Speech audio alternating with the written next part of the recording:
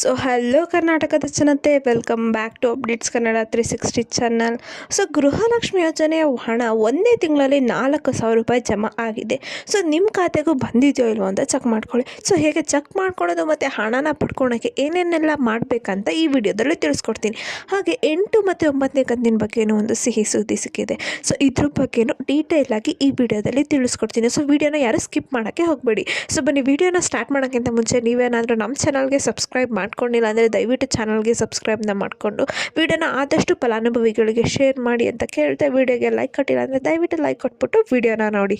So ಸರ್ಕಾರದವರು ತಿಳಿಸ್ದಂಗೆ election ಇರೋ ಪ್ರಯುಕ್ತ 8 ಮತ್ತು 9ನೇ ಕಂತಿನ ಹಣನ 4,000 ರೂಪಾಯಿನ ಆಲ್ರೆಡಿ ಮಹಿಳೆಯರ ಖಾತೆಗೆ ಜಮಾ ಮಾಡಿದ್ದಾರೆ.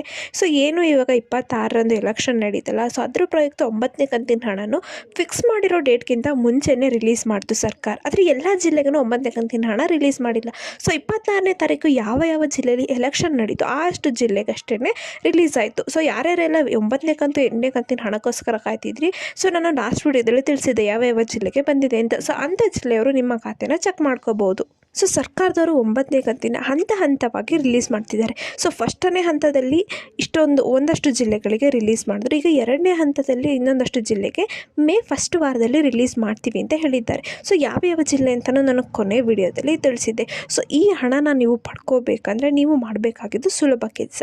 ಒಂದು, ನಿಮ್ಮ ಖಾತೆಗೆ KYC ಮಾಡಿಸೋದು ಮತ್ತು NPCI ಮ್ಯಾಪಿಂಗ್ನ ಮಾಡಿಸ್ಬಿಟ್ಟು ನಿಮ್ಮ ಬ್ಯಾಂಕ್ ಖಾತೆ, ಆಧಾರ್ ಕಾರ್ಡು, ರೇಷನ್ ಕಾರ್ಡು ಎಲ್ಲದರಲ್ಲೂ ನೇಮು ಸರಿ ಇದೆಯಾ ಅಂತ ನೋಡ್ಕೊಳ್ಳಿ. ಒಂದು ವೇಳೆ ಮ್ಯಾಚ್ ಆಗಿಲ್ಲ ಅಂದರೆ ನೇಮನ್ನು ಅಥವಾ ತಿದ್ದುಪಡಿ ಮಾಡಿಸ್ಕೊಳ್ಳಿ. ಮತ್ತು ನಿಮ್ಮ ಬ್ಯಾಂಕ್ ಅಕೌಂಟು ಆ್ಯಕ್ಟಿವ್ ಇದೆಯೋ ಅಲ್ವೋ ಅಂತ ಚೆಕ್ ಮಾಡ್ಕೋಬೇಕು. ಒಂದು ವೇಳೆ ಆ್ಯಕ್ಟಿವ್ ಇಲ್ಲ ಅಂದರೆ ಬ್ಯಾಂಕ್ ಅಕೌಂಟ್ನ ನೀವು ಆ್ಯಕ್ಟಿವ್ ಮಾಡಿಸ್ಕೋಬೇಕು. ಸೊ ಆಮೇಲೆ ನಿಮಗೆ ಏನಾದರೂ ಒಂದು ವೇಳೆ ಬ್ಯಾಂಕ್ ಅಕೌಂಟಲ್ಲಿ ಸಮಸ್ಯೆ ಇತ್ತು ಅಂತ ಕಂಡುಬಂದರೆ ನೀವು ಬೇರೆ ಶಾಖೆಯಲ್ಲಿ ಹೊಸ ಬ್ಯಾಂಕ್ ಅಕೌಂಟ್ನ ತೆಗೆದುಬಿಟ್ಟು ಅದನ್ನು ಗೃಹಲಕ್ಷ್ಮಿ ಯೋಜನೆಗೆ ಲಿಂಕ್ ಮಾಡಿಸ್ಕೊಳ್ಳಿ.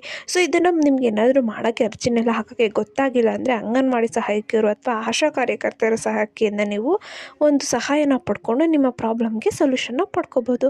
ಸೊ ಇಷ್ಟು ಮಾಹಿತಿನ ಸರ್ಕಾರದವರು ನೀಡಿದ್ದಾರೆ. ಸೊ ಈ ಮಾಹಿತಿ ನಿಮಗೆ ಇಷ್ಟ ಆಯಿತು ಅಂದರೆ ದಯವಿಟ್ಟು ಚಾನಲ್ಗೆ ಸಬ್ಸ್ಕ್ರೈಬ್ನ ಮಾಡಿಕೊಂಡು ವಿಡಿಯೋನ ಆದಷ್ಟು ಫಲಾನುಭವಿಗಳಿಗೆ ಶೇರ್ ಮಾಡಿ.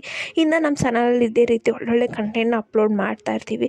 ಇದೇ ರೀತಿ ನಿಮಗೆ ಗೊತ್ತಾಗಬೇಕಂದ್ರೆ ಪ್ಲೀಸ್ ದಯವಿಟ್ಟು ವಿಡಿಯೋನ ಶೇರು, ಲೈಕ್ ಮತ್ತು ಸಬ್ಸ್ಕ್ರೈಬ್ನ ಮಾಡ್ಕೊಳ್ಳಿ ಅಂತ ಹೇಳ್ತಾ, ಏನೇ ಪ್ರಾಬ್ಲಮ್ ಇತ್ತು ಅಂದರೆ ಕಮೆಂಟ್ನ ಹಾಕಿ. ಚಾನಲ್ಗೆ ಧನ್ಯವಾದಗಳು.